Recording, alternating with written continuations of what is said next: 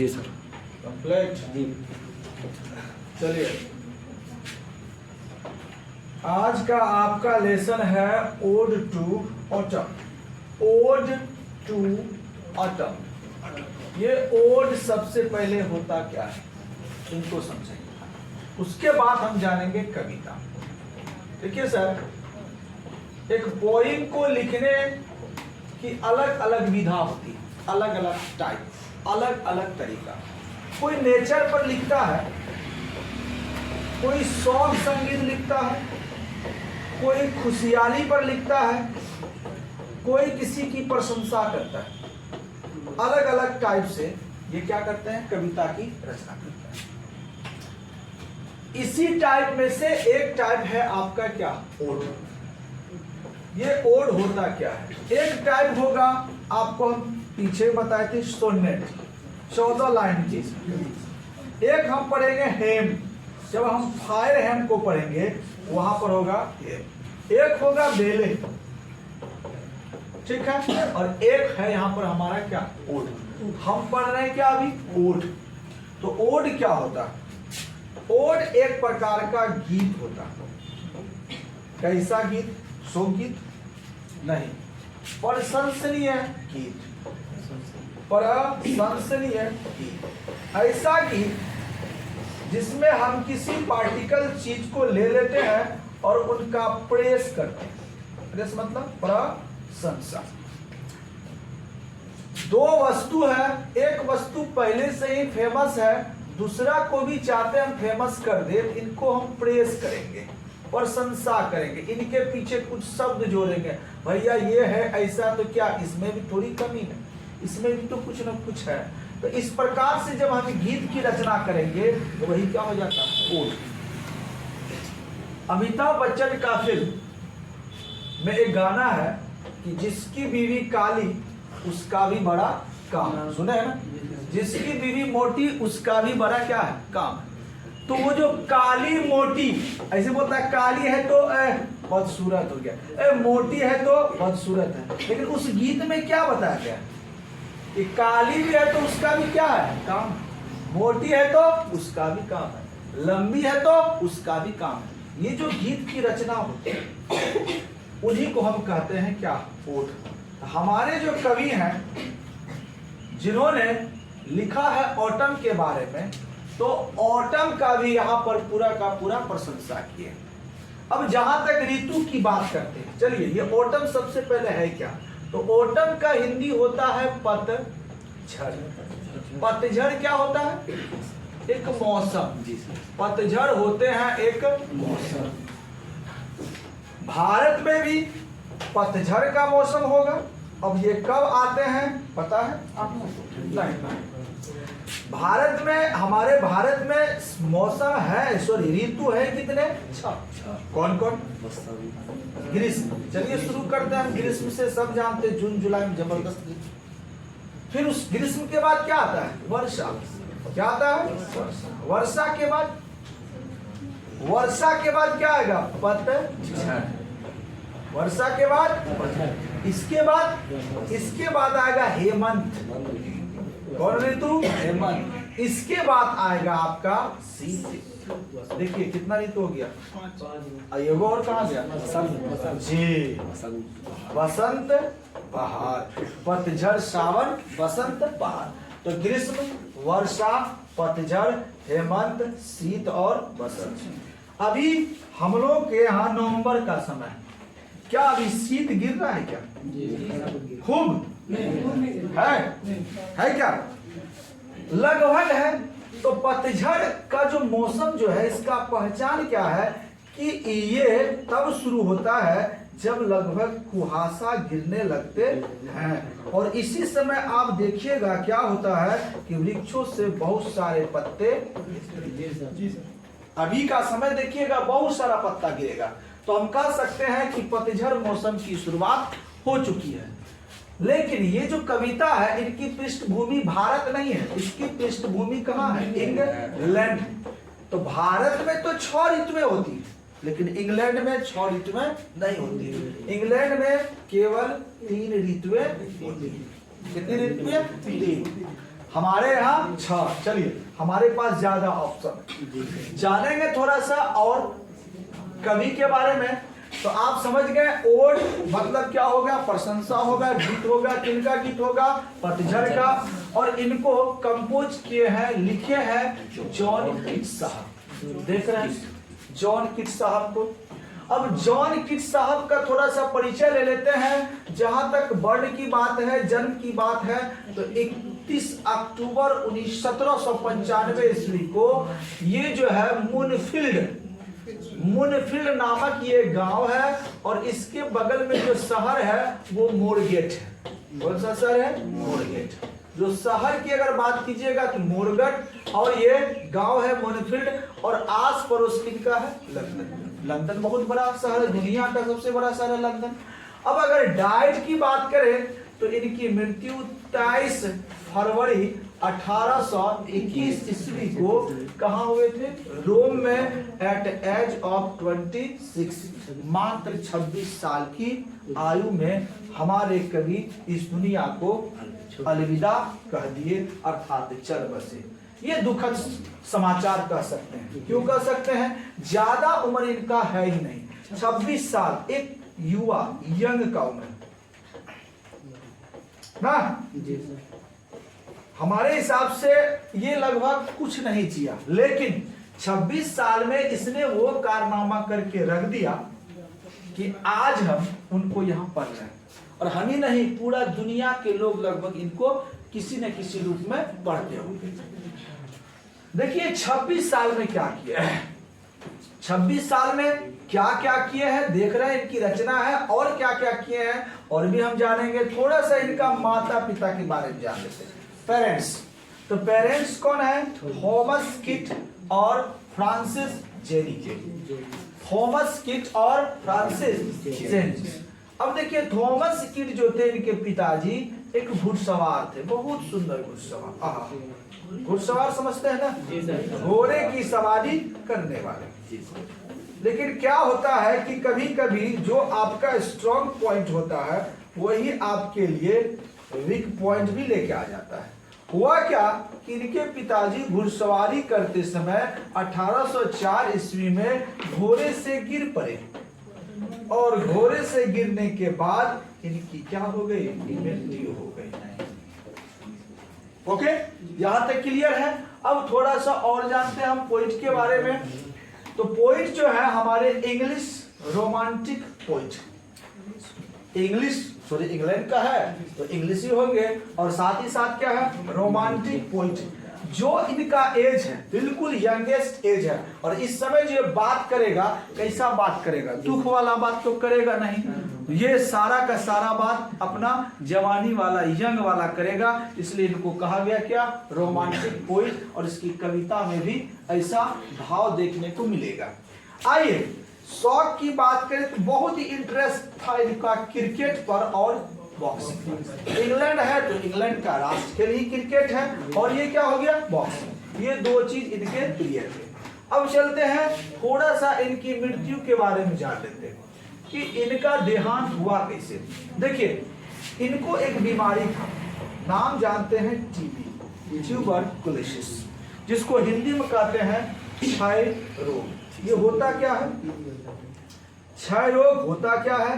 तो क्षय रोग एक प्रकार का कहिए कि खांसना हो जाता है, फेफड़ा की बीमारी जाता है, और ये जब बहुत ज्यादा हो जाएगा तो आपके फेफड़ा को बर्बाद कर देगा। और जब आप खांसिएगा तो खांसने के साथ जो बलगम निकलेगा उसमें खून निकलेगा। क्या निकलेगा? खून, ब्लड। और ये बीमारी रहने के कारण ही इनकी मृत्यु मात्र कितना? 26 वर्ष में हो गया। बेचारा को जाना नहीं था, चले गए, लेकिन क्या कीजिएगा, जो आया है सो कम ही वर्ष ये जीवित रहे, लेकिन इसने जो कारनामा किया काबिले तारीफ है। आज हम इनका क्या कर रहे हैं? गुणगान कर रहे हैं। और बहुत सारे लोग तो ऐसे हैं कि 100 साल तक भी जीवित रहते हैं, लेकिन उनको कोई भी नहीं जानता। चलिए थोड़ा सा इनका वर्ष को जान लेते हैं। इन्होंने कुछ पुस्तकों की रचना की है। देखिए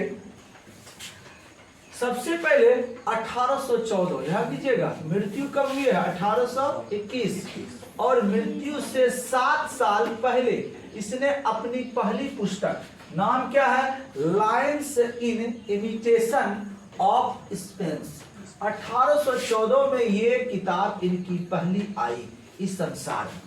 दूसरा किताब 3 साल बाद आया और उस किताब का नाम ही था पोइम्स। क्यों था? क्योंकि वो जितनी भी कविताएं लिख रहे थे उन कविताओं का संग्रह कर दिया था और इनको कहा गया फर्स्ट वॉल्यूम ऑफ पोइट्री, कविताओं के संग्रह का पहला किताब। इसका मतलब है कि वॉल्यूम 2 भी आता, वॉल्यूम 3 भी आता और भी बहुत सारा पुस्तक कविताओं का आता, लेकिन हमारे कवि तो जीवित रहे नहीं। अब आइए, इसके बाद उसने एक और शानदार पुस्तक लिखी, नाम था एंडेमिन। ये इतना प्रभावशाली पुस्तक था कि उस समय क्या कहिए कि बहुत ही फेमस कवि और स्टोरी राइटर, ड्रामाटिस्ट, नाम है विलियम वर्ड्सवर्थ। विलियम वर्ड्सवर्थ, इससे ऊपर अगर आप बात कीजिएगा तो वो है विलियम शेक्सपियर। ठीक है, ऊपर ना कहिए, लगभग दोनों समकालीन, विलियम शेक्सपियर और विलियम वर्ड्सवर्थ दोनों ही इंग्लिश के, अंग्रेजी के इतने प्रसिद्ध राइटर हैं कि मत पूछिए। किसी के बारे में अगर कुछ कह दिया, प्रशंसा कर दिया, तो मतलब उसने बहुत बढ़िया कुछ लिखा होगा। तो विलियम वर्ड्सवर्थ ने इनकी इस पुस्तक को जब पढ़ा तो कहा वेल एप्रिशिएटेड, मतलब बहुत अच्छा प्रशंसा किया, कहा कि क्या लिखा है, क्या लेखन की शैली है। अब आइए, इसके बाद इनकी दिलचस्पी कहाँ चली गई, ओड, प्रशंसा करना। युवा है तो प्रशंसा तो करेंगे।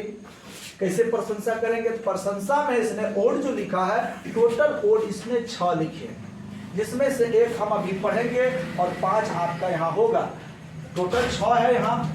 ऑन इंडोलेंस पहला ओड है, दूसरा है ऑन अ ग्रेशियन अर्न, तीसरा है टू साइके, चौथा है टू अ नाइटिंगल, पांचवा है ऑन मेलनकोली और छठा है ऑन टू बटन। हम इसी को पढ़ेंगे। तो आपसे क्वेश्चन ये भी पूछ सकता है कि जॉन किट्स साहब ने कितने ओड को लिखे हैं? ठीक है, तो आप क्या लिख सकते हैं, 6। आपको संख्या याद रहेगी। आगे थोड़ा सा और बढ़ते हैं, थोड़ा सा कविता की पृष्ठभूमि को हम लोग जान लेते हैं। एक पिक्चर है सामने, यही है पतझड़, देख रहे हैं पत्ते झड़ रहे। देखिए, आपकी पुस्तक में 3 स्टेंजा होगा। स्टेंजा समझते हैं? नहीं समझते हैं? आप हिंदी में कविता को पढ़े होंगे, 4-4 लाइन की एक तरफ, फिर 4-4 लाइन का एक तरफ, फिर 4-4 लाइन का एक तरफ, हो सकता बहुत ज्यादा भी हो। इनको हम क्या कहते हैं, स्टेंजा। इस प्रकार से यहाँ पर ज्यादा कुल 11 लाइन, कितना 11 लाइन की स्टेंजा है आपके पुस्तक में। ठीक है, तो 3 स्टेंजा में इसने परिचय दिया है। किनका परिचय दिया? ऑटम का। क्यों ऑटम का परिचय दिया? तो कहा जाता है कि ऋतु का जो राजा होता है उनको लोग बसंत के नाम से जानते हैं, स्प्रिंग। किसके नाम से? स्प्रिंग, बसंत। तो कहा भैया सब कोई बसंते को जानेगा, पतझड़ भी कम है क्या? पतझड़ भी कम है क्या? चलो हम पतझड़ के बारे में ही इतना बता देंगे कि तुमको लगेगा कि बाबू इस संसार में सब कुछ बसंत ही नहीं है, पतझड़ में भी दम है ना। तब गाना गाएगा पतझड़ सावन बसंत बहार। ठीक है, आइए। तो कभी पहला स्टेंजा में परिचय देंगे कि आखिर ये जो है ओड ऑटम जो आएंगे वो दिखेगा कैसा, कैसे आप महसूस कर लेंगे कि जी ऑटम आ गए। दूसरा में इस ऑटम को इसने एक लेडी मान लिया, औरत। ठीक है, औरत, और इनके रूपों के बारे में, इनके रंग के बारे में, इनकी एक्टिविटी के बारे में चित्रण किया है। यानी कि एक रोमांटिक तरीका से हमारे ऑटम का या आप लोगों का भी ऑटम का चित्रण किया कविता में। तो शुरू करते हैं अपना ऑटम कविता का फर्स्ट स्टेंजा। देखिए हमारा क्या है, पहला स्टेंजा का पहला लाइन। वाह, पहले तो आप पिक्चर देख लीजिए।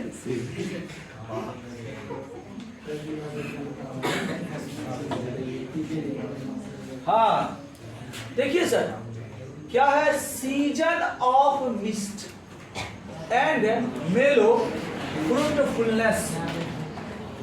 Season Ritu, of mist, mist मतलब कुहासा, मिस्ट मतलब कुहासा, एंड मीलो फ्रूटफुलनेस, मीलो मतलब मीठे मीठे, फ्रूटफुलनेस फलों से भरा हुआ, मीठे मीठे फलों से भरा हुआ वृक्ष। ये कहाँ की बात कर रहे हैं? इंग्लैंड की, भारत में नहीं। अब कहिएगा सर भारत में तभी पतझड़ चल रहा है, कहाँ देख रहे हैं पेड़ में मीठा मीठा फल?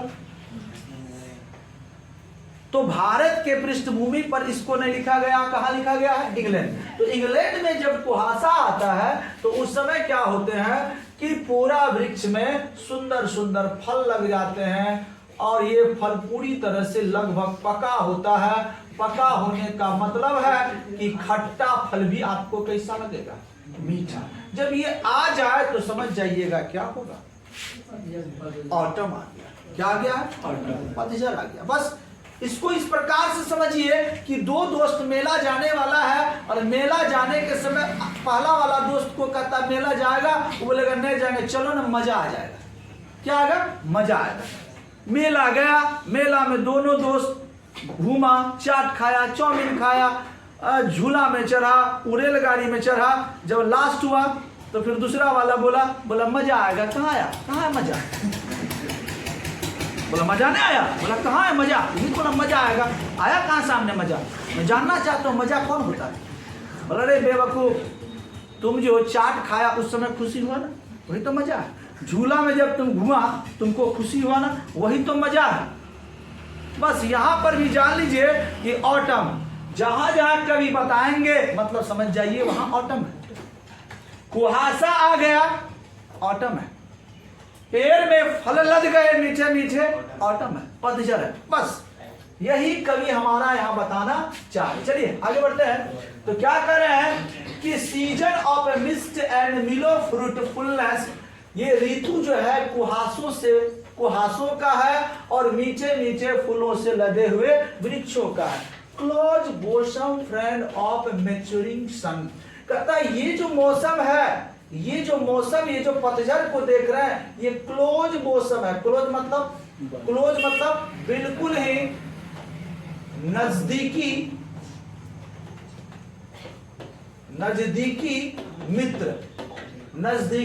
मित्र कहिए, या कहिए बिल्कुल बहुत ही ज्यादा क्लोज फ्रेंड, बहुत प्यारा फ्रेंड, करीबी फ्रेंड।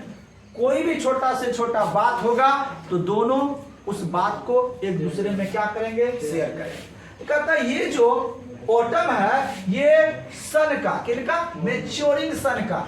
ये मैच्योरिंग सन इसलिए कहा गया है कि इस समय जो सन का पावर होता है, वो पावर क्या होता है? कम होता है।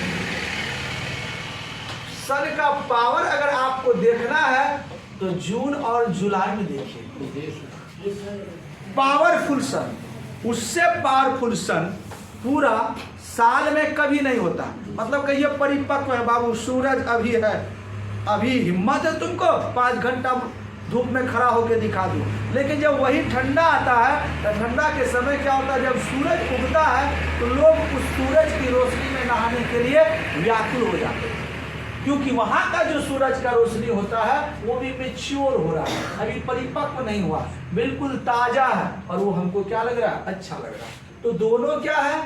क्लोज बोसम फ्रेंड है। अब देखिए है तो क्या करते हैं? कंस्पायरिंग विथ हिम, और कंस्पायरिंग मतलब कानाफूसी करते हैं, कानाफूसी करते हैं, साजिश रचते हैं, बातचीत करते हैं एक दूसरे में भीतरे भीतर।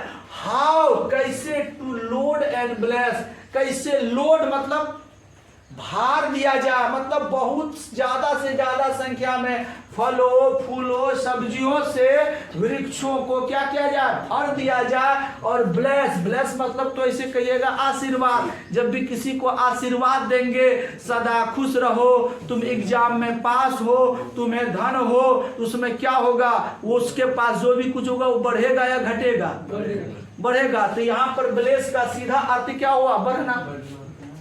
तो ये दोनों कंस्पायरिंग करते हैं, बातचीत करते हैं। क्या बातचीत करते हैं? कि कैसे एक वृक्ष में ज्यादा से ज्यादा फल फूल सब्जियों को लादा जाए और उनको बढ़ाया जाए। आगे देखिए क्या कहता है? With fruit the vines that round that its run. कहता विथ फ्रूट, फ्रूट मतलब फलों से, द वाइन्स, वाइन्स मतलब होता है कि घर का जो छज्जा होता है। एक तो होता है घर, भैया ये थोड़ा सा घर देख लेते हैं। हाँ, ये घर, तो ये इंग्लैंड वाला घर है। हम लोग का भारत वाला घर दूसरा होता है। भारत में जो हम लोग का घर ऊपर में पहले छत होगा, ऊपर उसके नीचे जिसको लिंटर कहते हैं, वहां पर क्या होता है? छज्जा। क्या होता है? छज्जा। तो कहता है छज्जे पर और छत पर। यहां पर देखिए वाइन्स, छज्जा पर, वाइन्स मतलब छज्जा, दैट राउंड थैच, थैच मतलब ये जो आप देख रहे घर, इसी के क्या किनारों पर, चारों तरफ किनारों पर हमको क्या कर देना है? लोड कर देना। क्या लोड कर देना? फल सब्जी फूल वगैरह वगैरह। अभी के समय में देखिएगा हमारे भारत में भी ये पतझड़ का ऋतु है, तो लोग क्या करते हैं? कद्दू का या झिंगली का हो गया या खीरा का हो गया, उनका पौधा लगा देते हैं। और बहुत सारे लोग क्या करते हैं? अपने घर के ऊपर में उसको उसके लत को, उसके झाड़ी को डाल देते हैं। कुछ दिन के बाद क्या हम देखते हैं कि हमारा जो किनारा है, घर का किनारा, उसमें से बड़का बड़का कद्दू, बड़का बड़का कुमड़ा और भी बैगन का ये क्या बोले उसको? घेरा, घेरा हुआ, झिंगली हुआ, ये सब क्या होते हैं? लटकने लगते। तो ये समय किनका है? ये समय ही है किनका? पतझड़ जी। हाँ, बैगन तो नीचे फटता है। चलिए आगे बढ़ते थोड़ा सा। तो कहता आगे देखिए क्या कहता? To bend with apples the mossed cottage tree. इतना ही नहीं, ये दोनों जो काना फूसी कर रहे हैं, ये साजिश रचते हैं कि बेंड, बेंड मतलब झुका देना है। जो एप्पल का वृक्ष अकर करके खड़ा है, जिनकी टहनियां अकर करके खड़ा है, पूछता है हु इज इट, कौन हो तुम? उनको झुका देंगे, उनको झुका देंगे। किससे झुकाएंगे? कहता है with Apple the mossed cottage tree, जो दिखने लगेगा वो ट्री जो है, जो वृक्ष बिल्कुल ऊपर नजर आ रहा था कि वो वृक्ष है, वो प्रतीत होने लगेगा कॉटेज। कॉटेज मतलब एक झोपड़ी की भांति, एकदम पूरी तरह झुका देंगे, एक झोपड़ी बन जाएगा। हो सके तो कोई बूढ़ा और आपको सुता देंगे, बाबूजी सोइए यहीं पर, छोड़िए देश दुनिया वगैरह वगैरह। आइए कहता and fill all fruit with ripeness to the core, और साथ ही साथ फिल ऑल फ्रूट, जितने भी सारे जो फ्रूट हैं, फिल भर देंगे विथ रिपनेस। रिपनेस मतलब, रिपनेस का अर्थ होता है पकना, और पकेगा तो क्या होगा? मिठास। पकेगा तो क्या होगा? मिठास। तो मिठास भर देंगे। कोर मतलब अंदर तक, कोर मतलब अंदर। एक फल है जिसके अंदर तक क्या करना है? मिठास भर देना है। ये दोनों, ये जो बातचीत कर रहे हैं, ये जो साजिश रच रहे हैं, कहीं योजना बना रहे हैं, कौन? ये दोनों लड़की नहीं, ये कर रहे हैं पतझड़ और हमारे कौन? मैच्योरिंग सन। क्लियर है? रुकिए थोड़ा जी सर। चलिए अब हम लोग देखते हैं आगे क्या कहता है। To swell the gourd and plump the hazel shells with a sweet kernel. ये जो पतझड़, हमारे जो ऑटम साहब हैं और हमारा सन साहब है, ये कंस्पायरिंग कर रहे हैं कि इस समय हमको क्या करना है कि स्वेल द गॉड, जो गॉड है, ये जो आप देख रहे हैं एक प्रकार का कद्दू का, ये इनको स्वेल कर देना, बढ़ा देना है। एंड प्लम्प द हेजल सिल, हेजल मतलब होता है अखरोट। देखे आप लोग अखरोट, ये है हमारा अखरोट। अखरोट को पूरी तरह से जब सुखाएंगे, सुखाने के बाद वो क्या हो जाएगा? धीरे धीरे फूलेगा और बीच में से क्या होगा? क्रैक हो जाएगा। इसी क्रैक होना को, फूल कर क्रैक होना को क्या कहेंगे? प्लम। क्या हो गया? प्लम। आम में भी देखे होंगे, आम के बीच में, आम में भी बहुत ज्यादा जब पकेगा तो बीच में से वो क्या हो जाता है? फट जाता है। यहाँ पर भी अखरोट को भी क्या कर देना है?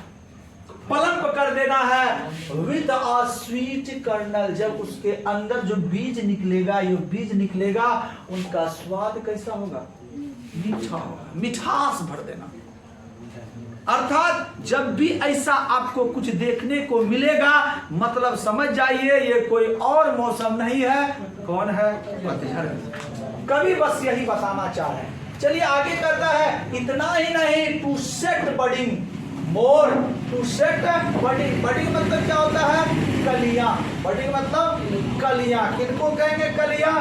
देखिए कली शब्द ना, तो बडिंग, सेट बडिंग, कलियां ज्यादा से ज्यादा भर देंगे। भरने से क्या होगा कि उस कली पर कौन बैठेंगे?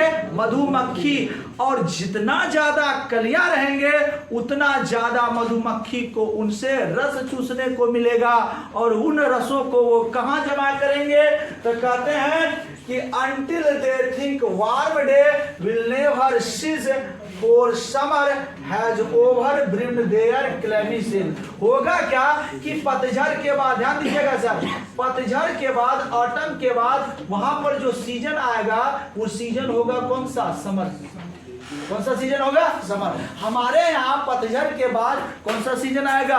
हेमंत। उसके बाद कौन आएगा? शीत। और वहां पर क्या जाएगा? समर। तो कहता है गर्मी के दिनों में, समर्स डे में, ओ सॉरी, यहाँ के बाद यहाँ पर ना होगा, एंड स्टिल मोर, इतना ज्यादा, later flower for the bee, और इतना ज्यादा, इतना अधिक से अधिक फूलों को लाद देना है वृक्षों पर, फॉर द बीज, बीज मतलब मधुमक्खियों के लिए, कि उनको रस चूसने में थोड़ा सा भी दिक्कत ना हो। उसके बाद वो क्या लगाएंगे? छत्ता लगाएंगे, मधुमक्खी का छत्ता।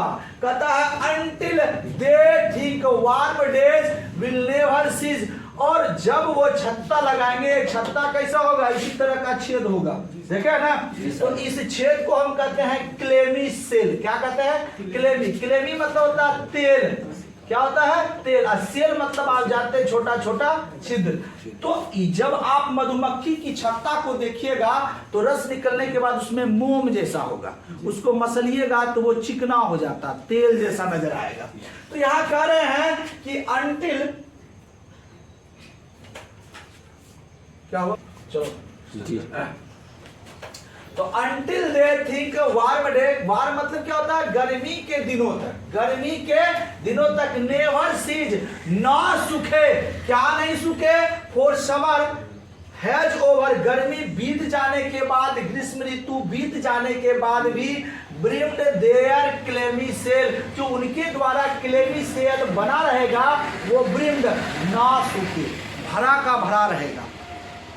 इतना रस, इतना कलियां वृक्षों पे हमको लाद देना है कि वो इतना ज्यादा वो रस को चूसे कि ग्रीष्म समाप्त हो जाए, उसके बाद भी उनका जो क्लेमी सेल होगा, उनका जो छत्ता होगा, वो नहीं सूखे। ये हमारे कवि का कहना है। कवि नहीं, ये कहते हैं, ये जो बातचीत कर रहे हैं, वार्तालाप कर रहे हैं, ऑटम और सन कर रहे हैं। आगे देखते हैं सर। अखरोट खाइएगा नहीं, बाप रे। हाँ, चलिए अब देखिए, अब हमारा शुरू होता है ये सेकेंड स्टेंजा। क्या हो रहा है?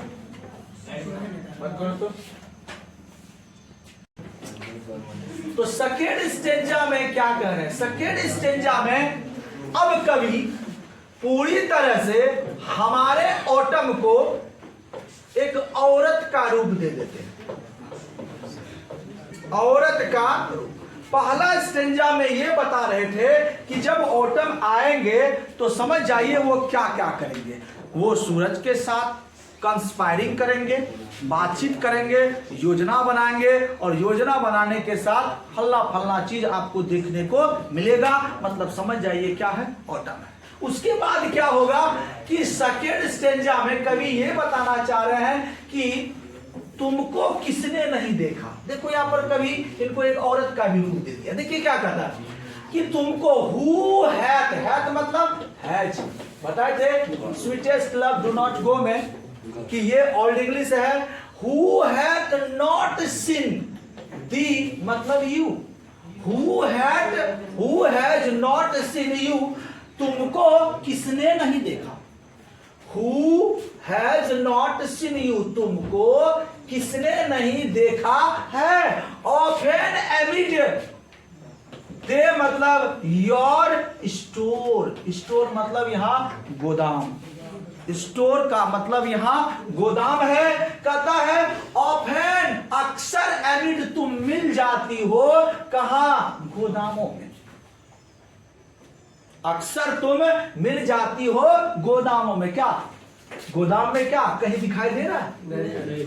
मतलब कि अगर गोदाम में हमारा कॉर्न अनाज जमा होना शुरू हो गया तो मतलब वो समय किसका है, पतझड़ का। धान कट रहा है और धान कटने के बाद देखिए क्या होगा, अनाज जमा होगा। जब वो गोदाम में जमा हो रहा है मतलब समझ जाइए क्या है, ऑटम है। तो कहा तुम्हें किसने नहीं देखा, तुम अक्सर मिल जाती हो कहां, अपने गोदामों में। कहता समटाइम्स कभी कभी, समटाइम्स कभी कभी, whoever seeks abroad might find, कहता है whoever किसी के भी द्वारा, seeks abroad देखा जाता है तुमको, मैं find अर्थात ढूंढा जा सकता है। You sitting careless on a granary floor, कभी कभी तुमको लोग कहां देखते हैं कि केयरलेस तरीका से, बेपरवाह तरीका से, लापरवाह तरीका से सिटिंग बैठे हुए on a granary floor. Granary floor मतलब क्या होता है, वैसा फ्लोर जहां पर फसलों को पीट करके तैयार किया जाता है। तो हमारे यहाँ फसलों को पीट करके किस पे तैयार करते हैं, देखे होंगे कोई चौकी लगा देता है, कोई लकड़ी का फट्टी लगा देता है, कोई क्या उखौल होता है ना उसको रख देता है। आजकल तो जमाना आ गया है मशीन का, मशीन लगा दिया। लेकिन कुछ दिन पहले मशीन नहीं चलता था, लोग अपने से इसको क्या करते थे, पीटते थे। तो वो सारा जगह, वो सारा स्थल, वो सारा का सारा स्थल जहां पर फसलों को पीटा जाता था, लगता था कि वहीं पर कौन बैठी है, हमारी ऑटम, आपकी भी ऑटम। आइए आगे कर रहे हैं कि योर, ये मतलब यहाँ क्या लिखा है, योर हेयर्स, हेयर्स मतलब जुल्फे कहिए या बाल कहिए। सॉफ्ट लिफ्टेड हल्का हल्का, सॉफ्ट लिफ्टेड मतलब हल्का हल्का लिफ्ट करा, लिफ्ट मतलब लहरा रही है।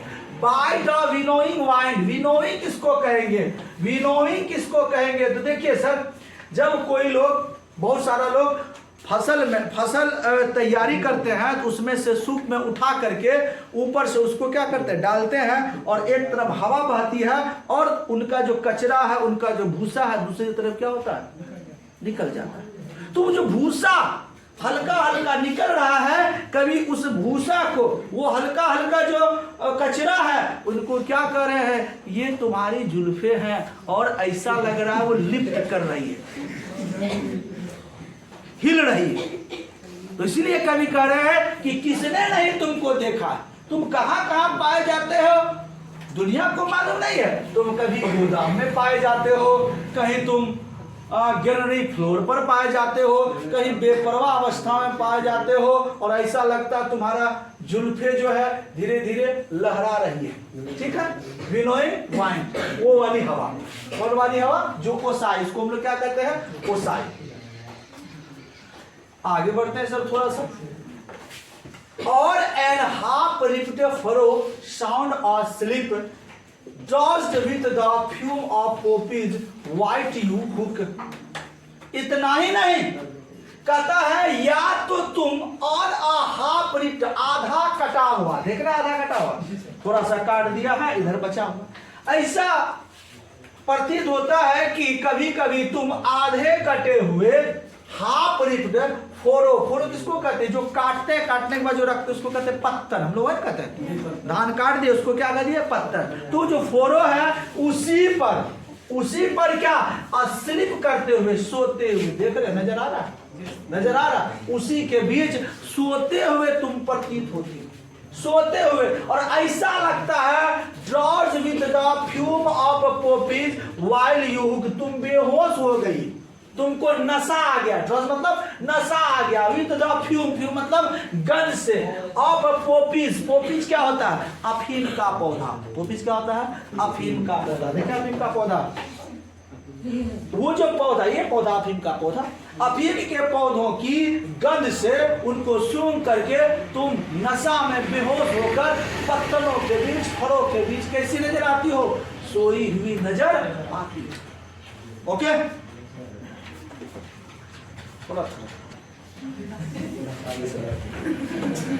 देखिए आगे क्या करें? Spares the next watch and all its twined floor and sometimes like a gleaner you, तो मतलब यू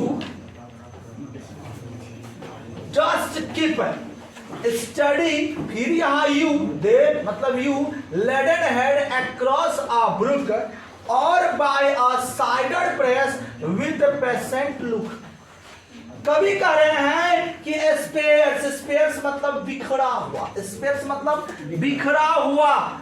द नेक्स्ट वाज, तुम नजर आते हो अगले, नेक्स्ट वाज अगले, कहा? ऑल इट्स ट्वाइन फ्लावर, जो जुड़वा फूल होते हैं, ट्वाइन्स मतलब जुड़वा फूल होते हैं, उन्हीं जुड़वा फूल के आगे, दिखाई दे रहा होगा जुड़वा फूल? नहीं दिखाई दे, तो हम दिखा रहे हैं, ये जो फूल है जुड़वा फूल है। ये जुड़वा फूल के सामने ऐसा लगता है कि तुम जो है सोई हुई नजर आती। अब ये सोई हुई, इससे सोई हुई नहीं है, मतलब यहाँ कह रहा है कि तुमको जो है कहां कहां नहीं देखा जा सकता है, तुमको वहां भी देखा जा सकता है बिखरी हुई अवस्था में, कि जहां पर भी जुड़वे जुड़वे फूल है उनके आगे भी तुम सोए हुए अवस्था में देखे जा सकते हो। कहता and sometimes like a gleaner you dust keep, और कभी कभी तुम वहां देखे जा सकते हो, समटाइम लाइक अ ग्लीनर, ग्लीनर मतलब होता है चुनना। क्या चुनना? तो फसल को जब हम इकट्ठा करते हैं, फसल को जब हम क्या करते हैं इकट्ठा, उसी को क्या कहते हैं? ग्लीनर, ग्लीनर। तो जब कोई मशीन या कोई व्यक्ति फसल को इकट्ठा करता है तो वहां पर भी तुम नजर आती हो। देख लीजिए यहाँ पर मशीन के द्वारा, इंग्लैंड है तो मशीन के द्वारा ही होगा, भारत रहता तो आप समझ सकते हैं किसके द्वारा होता, क्या? तो मशीन के द्वारा यहाँ पर फसलों को क्या कर रहा है? ग्लीन कर रहा है। तो यहाँ पर भी कभी को कौन नजर आ रहे हैं? ऑटम, ऑटम पर नजर रखिए, इधर उधर मत आइए। इधर कहता स्टडी, दे मतलब you laden head across brook और by cider press with patient look. Cider press किसको कहते? ध्यान दीजिएगा, हमारे देश में कम, विदेशों में ज्यादा।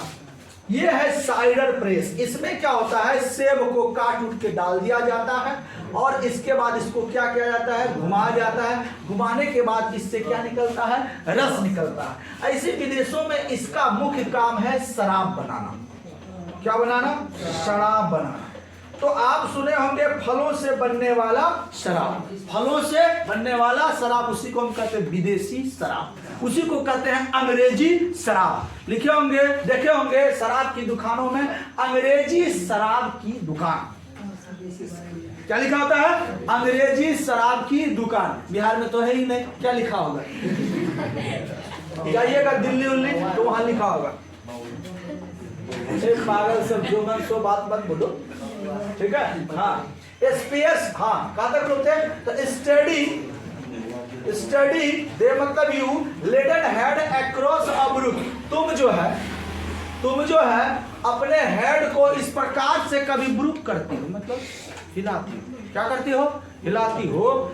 ऐसा लगता है, या बाय अ साइडर प्रेस, या तुम साइडर प्रेस के किनारे, ये शराब बनाने वाली, सेब से शराब बनाने वाली क्या है, साइडर प्रेस, उसके पास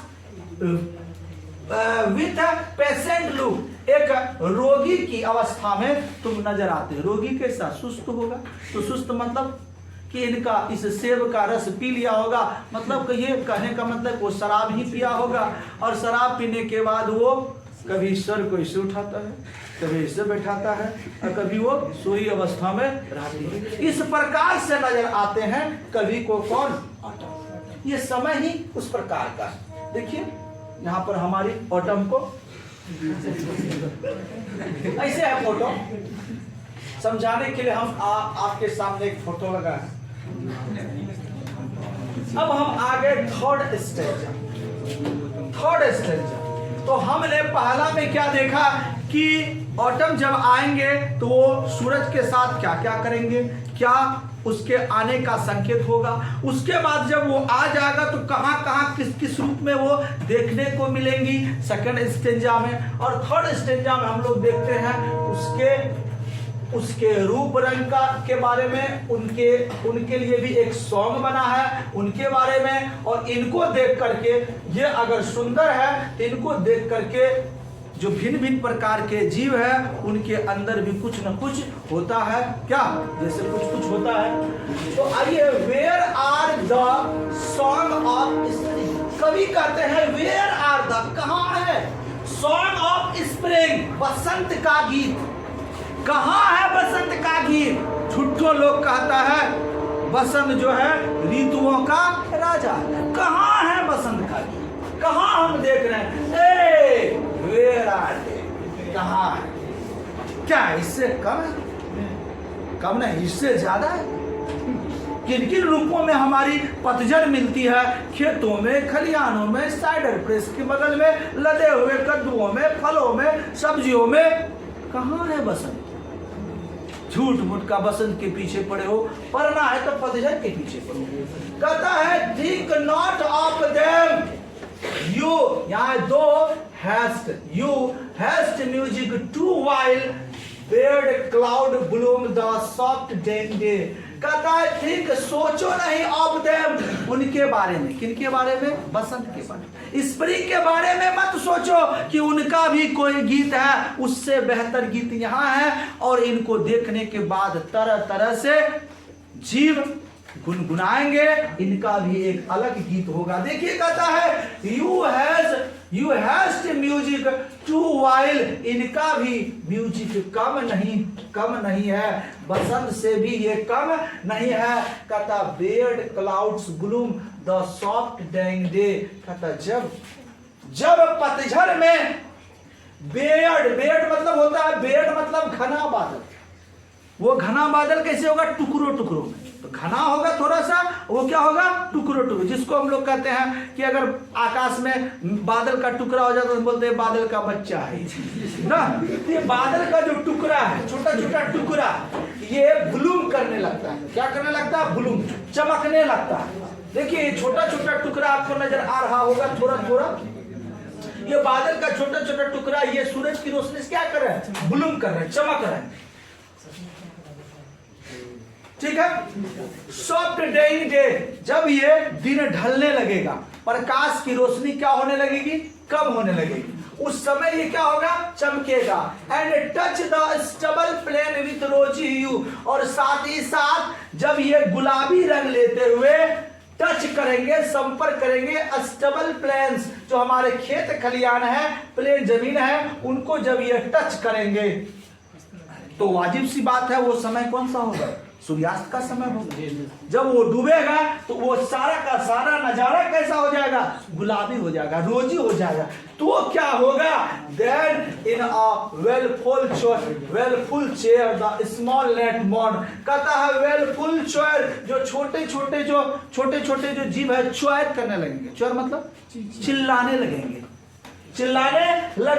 स्मॉल नट मतलब होता है कीट पतंग, वो भी मोर्न करने लगेंगे अपनी आवाज में। देखिएगा शाम के समय में उसका कुछ अलग तरह का आवाज आना शुरू हो जाएगा। जैसे बांस का पेड़ है, वहां पर देखेगा लगेगा कोई मधुर गीत गा रहा, या हो सकता कभी सोचिए लगता है प्रोग्राम हो रहा है, तब ना एक साथ इतना एकदम गनगना रहा है।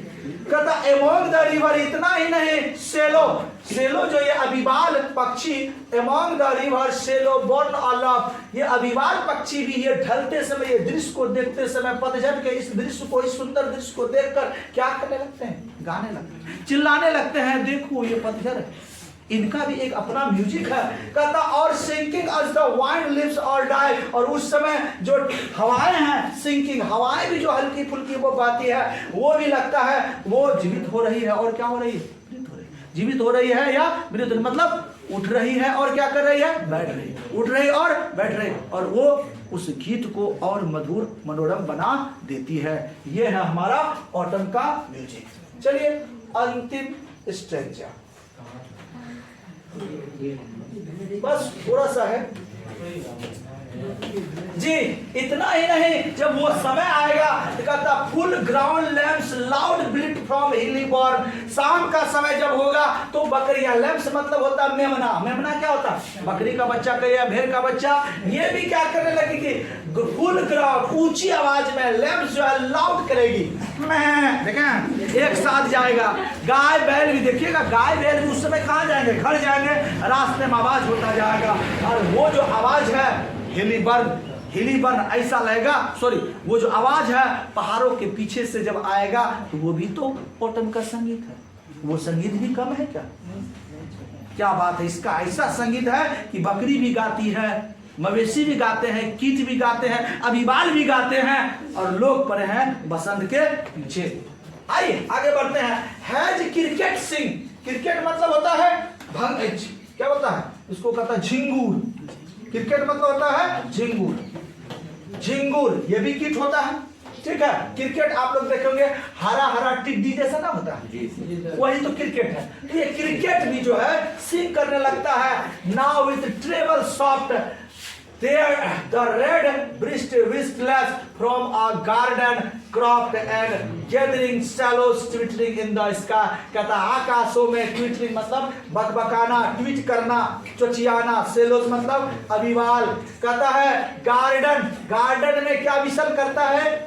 अनेक पक्षी विसल करने लगते, विसल समझता है ना, बांसुरी जैसा संगीत देने लगते हैं, बकरी में मियाने लगते हैं, झंगूर अपना गाना गाने लगते हैं, और ये दृश्य जो होता है अत्यंत मनमोहक होता है। और यही गीत किनका है?